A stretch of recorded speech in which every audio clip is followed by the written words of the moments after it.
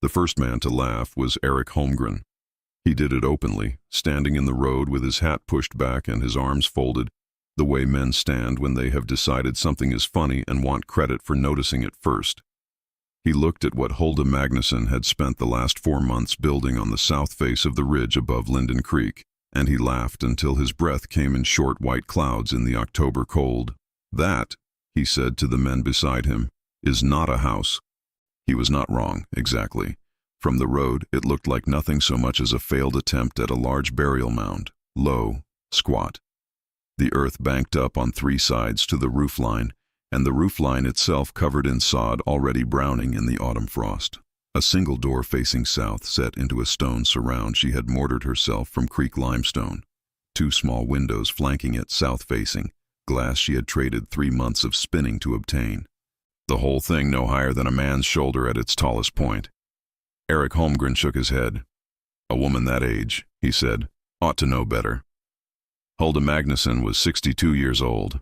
She had crossed the Atlantic in the hold of a ship that smelled of rot and human despair. She had buried a husband and 2 children in Finnish soil before she left, and 1 more child in Ohio soil after she arrived. She had spent 31 years in America learning the language, the winters, the particular quality of the cold that settled into the upper Mississippi Valley in January and did not lift until April. She had known something was coming before anyone called it a winter. She did not hear Eric Holmgren laugh, or if she did not come to the window. She was inside, pressing her palm flat against the north wall of her house, feeling the temperature of the earth through 6 inches of packed clay and stone, thinking about her father. Her father, Aino Koskinen, had been a builder in Hämeenlinna. Not a carpenter, not a mason in the formal sense, but the kind of man who understood the relationship between earth and cold the way a doctor understands the relationship between fever and illness. He built in the old Finnish way, the way his own father had built, the way that had kept people alive in a country where winter came in October and sometimes did not leave until May. Hulda had watched him work from the time she could walk. She remembered standing at his elbow when she was perhaps 5 years old, watching him lay stone, and asking why the wall had to be so thick. Frame houses had thin walls. She had seen them in the village. Her father had not stopped working. He had laid another stone, fitted it against its neighbor, with the care of a man placing a word in exactly the right sentence, and then he had said, "A thin wall knows what the weather is. A thick wall forgets." She had not understood it then. She was 5. But she had kept the words the way you keep a stone that feels right in your hand, carried it through girlhood and marriage and ocean crossing and 40 years of American winters, until the autumn of 1858 when her husband Paavo died of the fever in June, and she found herself alone on 40 acres of Wisconsin land with 1 bad roof, 1 deteriorating barn, and 9 cords of firewood she had not the strength to split. She had looked at what she had. She had looked at the ridge above the creek, the south-facing slope where the limestone came up through the earth in long flat seams, and where the snow melted 3 weeks before it melted anywhere else on the property. She had heard her father's voice. She had begun. What Hulda built was not a cave and not precisely a house. It was something between the two, something that did not have a clean name in English, though in Finnish there were older words for it that her father had used without explanation, as though the concept needed no justification because the alternative, building a house that stood up into the wind and surrendered to the cold, was too foolish to consider.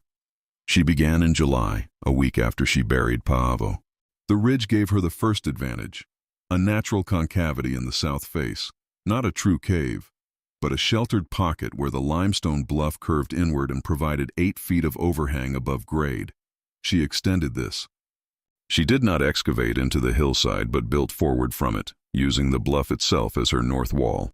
22 feet of solid limestone, chilled to 53 degrees in summer, and holding that temperature through the winter like a great slow battery of cold that she would turn, over the months, into a battery of warmth. She cut sod in long strips from the meadow and laid it in courses against a timber frame she assembled from trees she felled herself on the west slope. She mortared limestone for the south wall, the only exposed face, 2 feet thick, the stones fitted with the patience her father had taught her. Not a collection of stones, but a single thing made of pieces that chose to hold together. She built the south wall to just above window height. then corbelled it inward to meet the bluff overhang, creating a vaulted ceiling of stone and packed earth. She set the 2 south windows to catch the low winter sun. She built the floor from flat limestone flags laid over 4 inches of straw and 8 inches of packed clay. The stove she set not against the south wall, where warmth would be lost immediately to the outside cold, but against the north wall, against the bluff itself. When she lit a fire, the heat traveled first into 22 feet of solid limestone. The limestone absorbed it. The limestone held it. And through the night, when the fire went cold, the limestone gave it back. She had seen her father do this in Hämeenlinna. He had called the stone a friend that remembers. By September, the structure was complete. By early October, she had moved in everything she owned. On the 14th of October, which was the same day Eric Holmgren stood in the road and laughed, she lit the stove for the first time. She pressed her palm to the north wall at 4 in the afternoon. Cool. 53 degrees, she estimated. The temperature of deep earth in this latitude. She would check it again in January. The winter came early. By the first week of November, the creek had a skin of ice in the mornings that lasted until noon. By the third week, it was solid.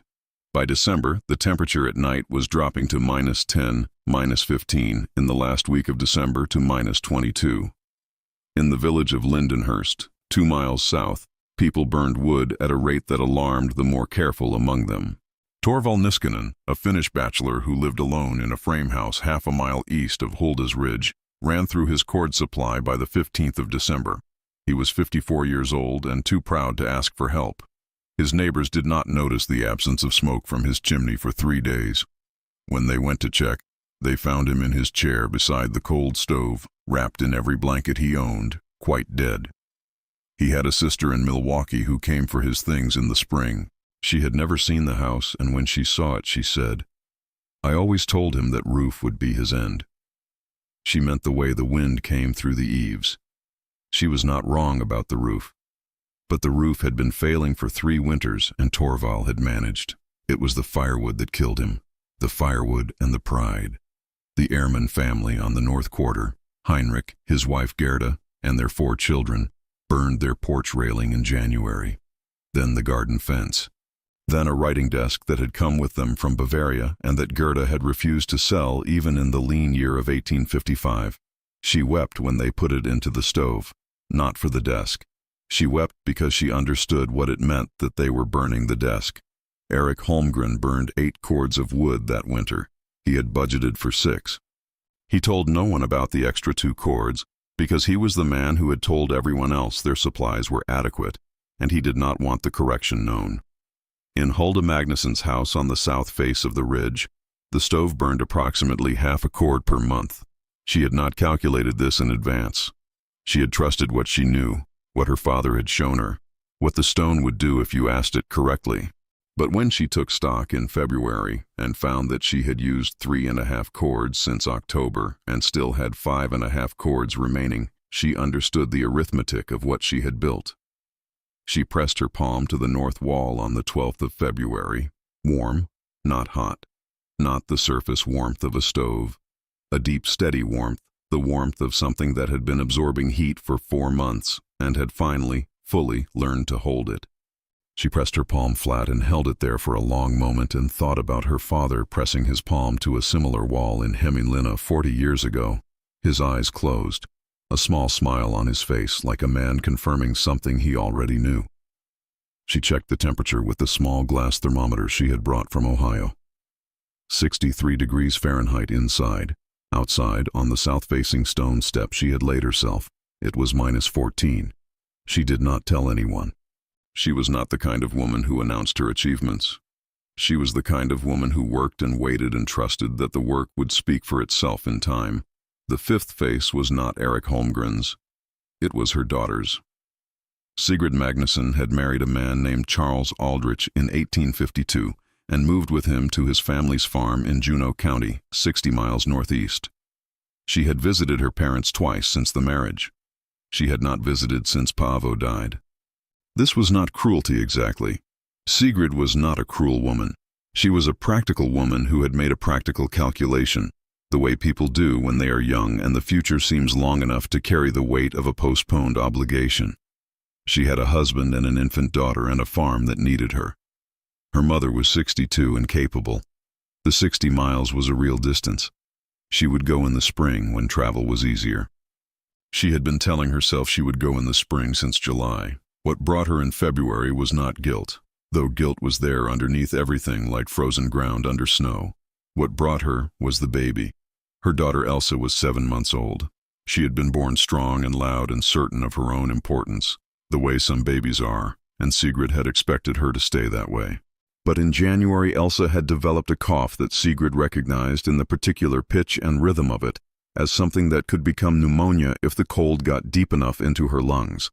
Charles's farmhouse had good walls, but good walls and a fire could not make 63 degrees on a night of -20. On the 15th of February, after 2 weeks of watching her daughter's face for the color she did not want to see, Sigrid wrapped Elsa in every blanket she owned and told Charles she was going to her mother's. She drove the 60 miles in a borrowed sleigh in 2 days, stopping overnight with the Paulson family in Waupaca, arriving at Lindenhurst in the early afternoon of the 17th. She stopped at the village to ask directions to her mother's house, and 2 different people gave her strange looks. "Mrs. Magnuson," said the woman at the dry goods store carefully, "built something up on the ridge above Linden Creek. You can see the door from the road. It's her. She's there. That is to say," the woman paused. "Just follow the creek road north," she said. "You'll see it." Sigrid had not been to her mother's property since before the house Paavo had built there burned in 1851. She did not know what to expect. What she saw from the road was the squat earth mound, the low sod roof, the 2 south windows catching the flat February light. She sat for a moment in the sleigh with Elsa in her arms, wrapped in blankets, coughing softly. She thought, "My mother built that." She did not know yet what to think about it. She drove the sleigh up the track and stopped at the south door and knocked. Hulda opened the door. She stood for a moment looking at her daughter. Then she looked at the bundle in Sigrid's arms and heard the cough and stepped back from the door without a word and held out her hands. Sigrid walked in. She stopped 2 steps inside the door. The warmth hit her the way warmth does when you have been cold for so long that you have stopped expecting anything different. Like a hand pressed over a wound. Like something you had forgotten was possible. She stood in the low-ceilinged room and felt 63 degrees settle into her skin and could not speak for a moment. She said, "Mother." Hulda had already unwrapped Elsa and was holding the baby against her chest with one hand and pressing the back of her other hand to the baby's forehead. Her face did not change, which was how Sigrid knew she was worried. "Sit," Hulda said. Sigrid sat. She looked around her mother's house. The low vaulted ceiling, the stone floor with its rag rugs, the stove against the north wall. She could see it was lit but burning low, banked, not roaring. The stove of a woman who is not afraid of running out. The walls of packed clay and limestone. The 2 windows, south-facing, admitting a bright rectangle of winter light that warmed the east wall through the afternoon. She reached out and pressed her palm to the east wall. Warm, not stove warm, something deeper. The warmth of a wall that had been receiving sunlight every clear afternoon for 4 months and storing it in clay and stone and giving it back through the night. She looked at her mother. Hulda was sitting across from her with Elsa on her lap, rubbing the baby's back in slow circles. The baby had stopped coughing. She was looking up at Hulda with the particular alert attention infants give to new faces. "She needs warm air," Hulda said. "She has it." Sigrid looked at her hands in her lap.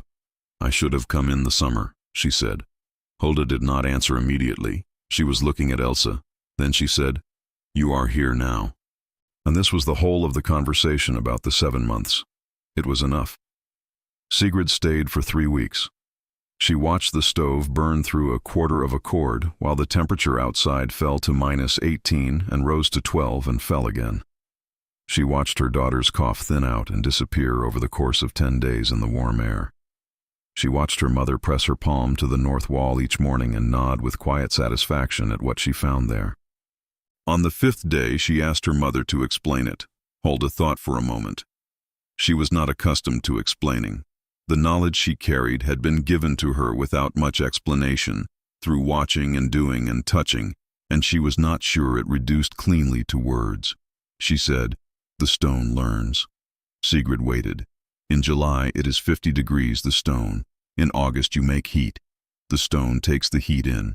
You make more heat. The stone holds it. By February, she pressed her palm to the north wall. Come. Sigrid came and pressed her palm flat against the north wall. 61, her mother said. Perhaps 62. The wall is warmer than the room. It gives to the room. All night it gives, even when the stove is out. Sigrid kept her hand against the wall. Under her palm, the steady deep warmth of 22 feet of limestone that had been drinking heat since October. She thought about Charles's farmhouse. The way the warmth was always local. Near the stove, warm, 6 feet away, cold. In the corners, cold enough to see your breath on the worst nights. The way you woke at 2 in the morning to a house that had forgotten the fire. She said, "Why does no one else build this way?" Her mother made a short sound that was not quite a laugh. No one else's father was Aino Koskinen. She went back to the stove and added a small log. "And no one," she said, "believes what they cannot see until they are cold enough." On the 23rd of February, Eric Holmgren came to her door. He had been standing outside for perhaps 2 minutes before he knocked, which Hulda knew because she could see the south approach from the east window, and she had watched him walk up the track and stop 20 feet from the door and stand there in the way of a man who has made a decision and is now renegotiating it. He knocked. She opened the door. He stood in the frame, hat in his hand, which was the posture of a man who understood he was asking for something. His nose was raw, his ears were red under the hat. Outside the temperature was -11. He said, "Mrs. Magnusson," she said, "come in or don't." He came in. She did not watch his face when the warmth hit him. She went back to her chair and her mending and let him stand there and feel it for himself. She heard him exhale. She heard him take a step and then stop. She heard, in the silence that followed, the particular silence of a man recalibrating. He said eventually, "What temperature is it in here?" She said, 62. He said nothing. She said, "The stove has been out since 4 this morning." She heard him take a breath. He said, "I've got 3 cords left. It's February." "Yes," she said.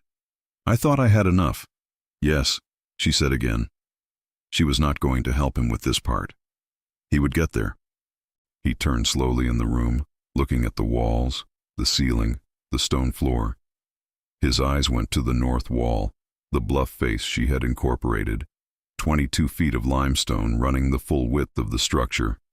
"That's the hill," he said. "Yes. You built into the hill, my father's way. And the heat." He stopped, started again.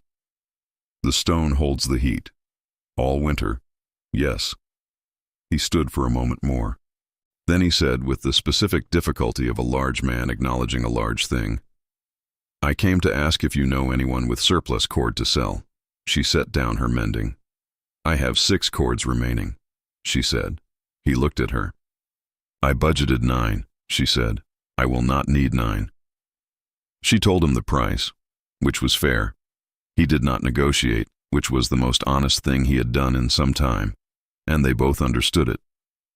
Before he left, he put his hand on the north wall without being invited to, without asking, the way a man reaches out to touch something he cannot quite believe. He held his palm there for a long moment. He did not say anything. He left. He told 4 men. This was not generosity, or not only generosity. It was the particular behavior of a person who has been surprised by something and needs to share the surprise in order to confirm that it is real. He told the men the way he might have told them about an unusual animal he had seen, or a piece of land with unexpected qualities. He told them as a fact, not an endorsement. But facts were enough. Heinrich Ehrmann came on the 1st of March, officially to ask about surplus cord and unofficially to see the house. He walked through the door and stopped and closed his eyes for 3 full seconds. The eyes of a man who has been burning his furniture all winter and had not known until this moment how tired he was. He said something in German. Hulda did not speak German, but she understood the tone. She let him look at everything. She answered his questions through Sigrid, who had picked up more German than she realized over the years. She showed him where the north wall connected to the bluff and explained about the thermal mass. She showed him the south windows and the angle of winter sun. She showed him the ceiling and explained how the earth and sod above gave additional insulation, a blanket of soil that remembered summer even in the depths of February.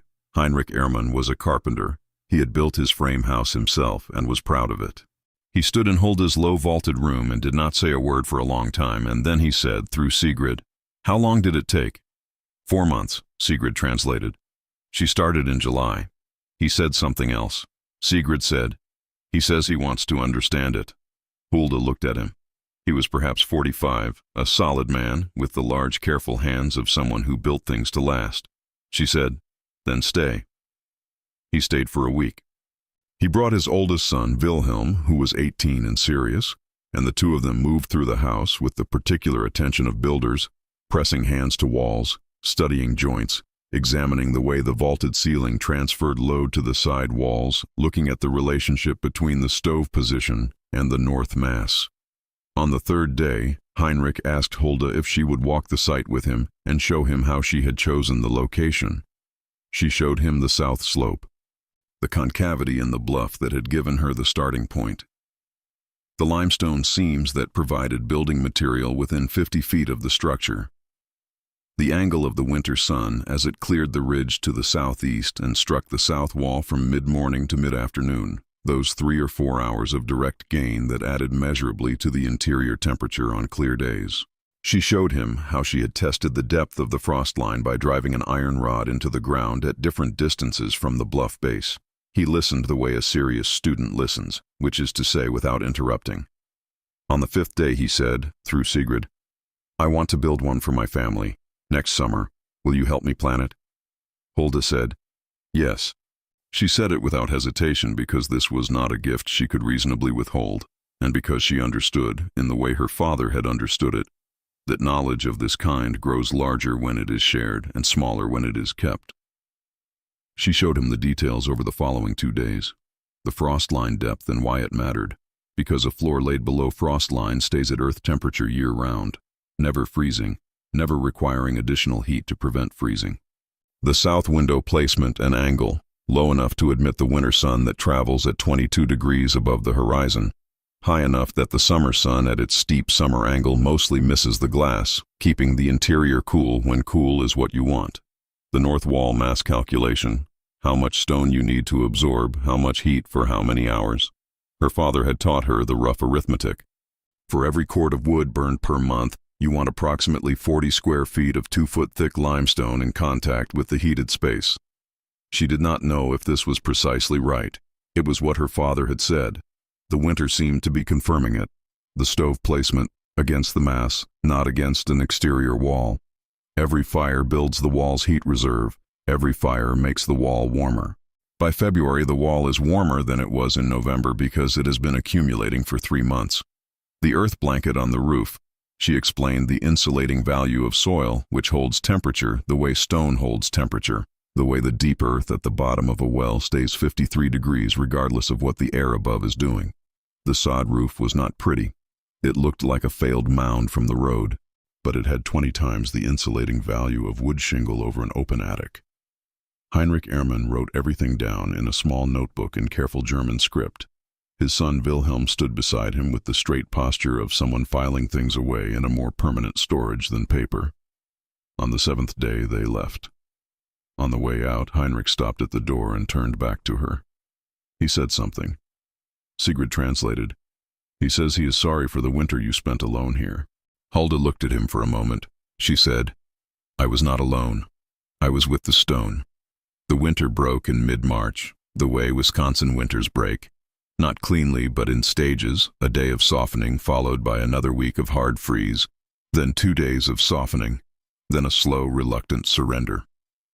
By the 1st of April, the creek was running. By the 15th, the south slope above Hulda's house was showing the first green. Sigrid left for Juneau County on the 8th of April, Elsa bundled and healthy and loud, the cough gone for 6 weeks. At the door, Sigrid held her mother's hand for a long moment. She said, "I'll come in June." Hulda said, "Yes, I mean it, I know." They looked at each other, 62 years and 31 of them, 7 months since Paavo died, 3 weeks of warm air. He would have liked this house, Sigrid said.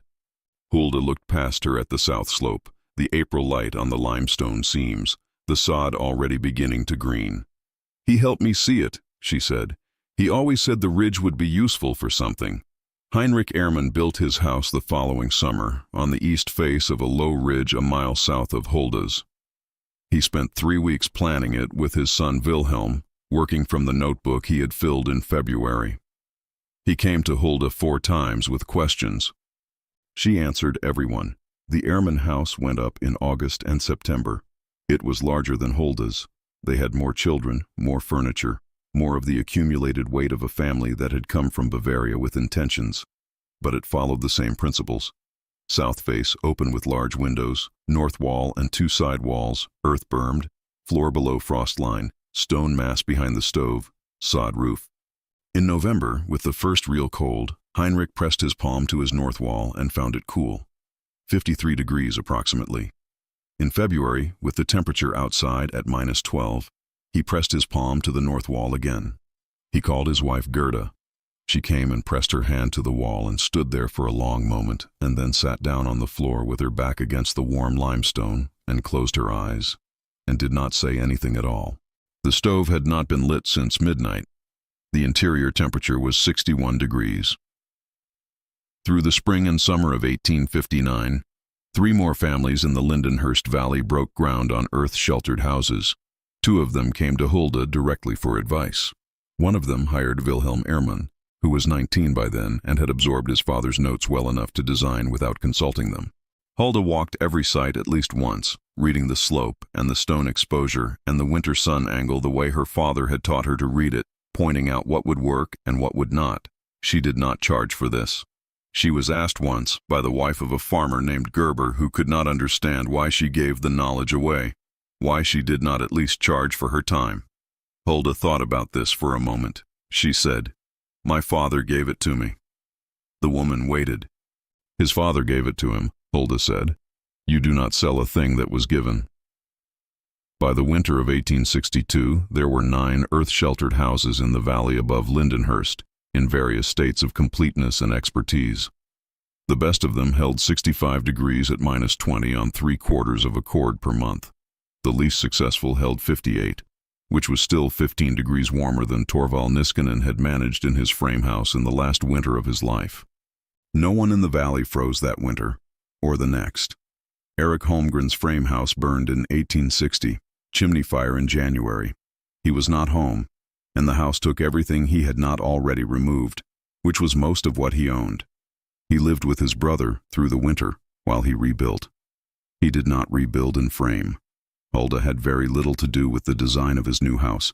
He came to her once with measurements, and she told him the north wall was too thin and showed him why. He went away and came back a week later with revised measurements. She said, "Better."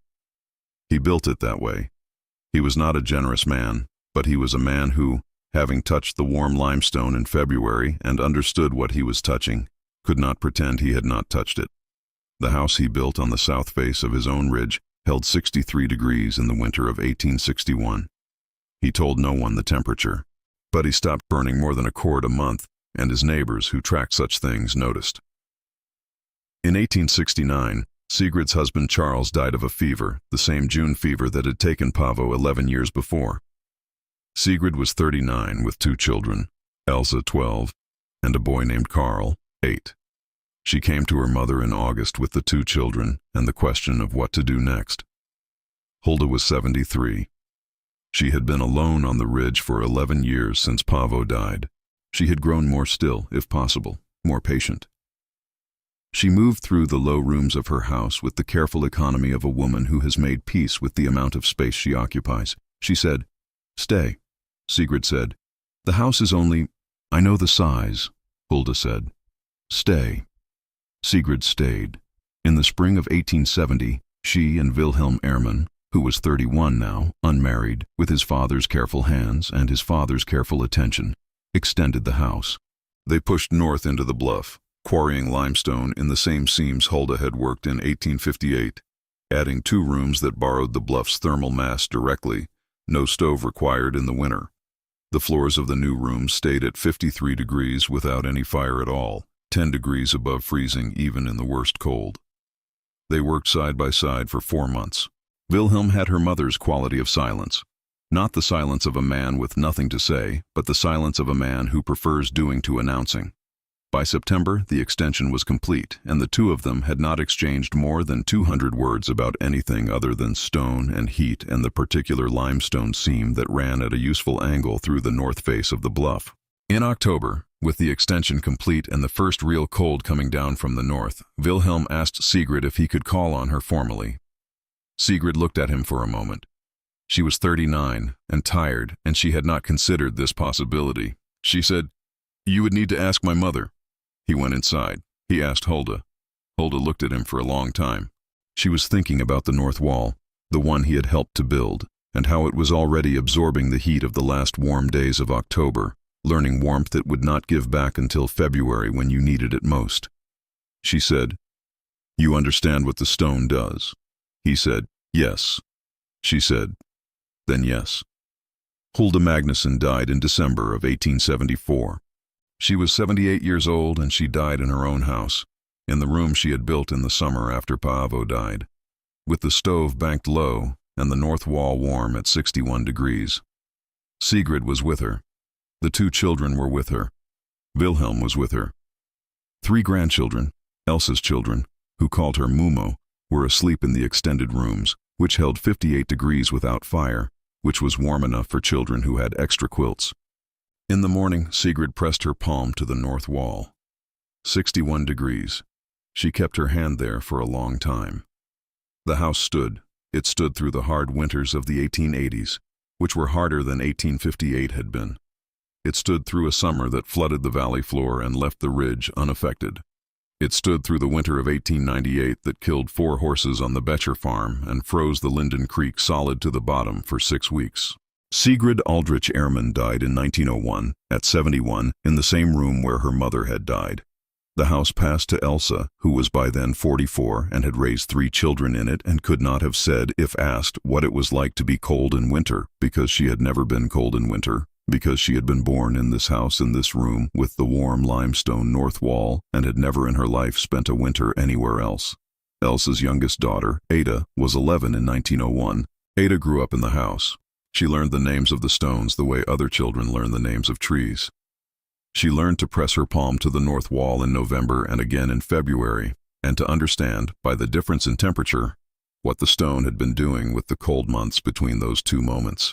She learned from her grandmother Sigrid that the knowledge had come from a woman named Aino Koskinen's daughter who had brought it across an ocean and applied it to a Wisconsin ridge, and in doing so had made it American in the way that all knowledge eventually becomes the place it finds a home.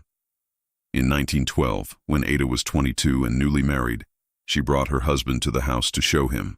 He stood inside the door on a February morning, -8 outside, and felt the warmth and looked at the low vaulted ceiling and the south windows with their winter light and the limestone north wall.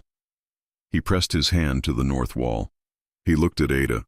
She said, 62. My great-grandmother built it in 1858. He kept his hand on the stone. He said, "How?"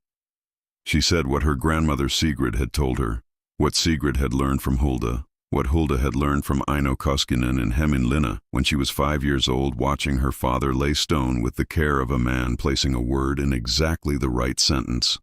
A thin wall knows what the weather is. A thick wall forgets.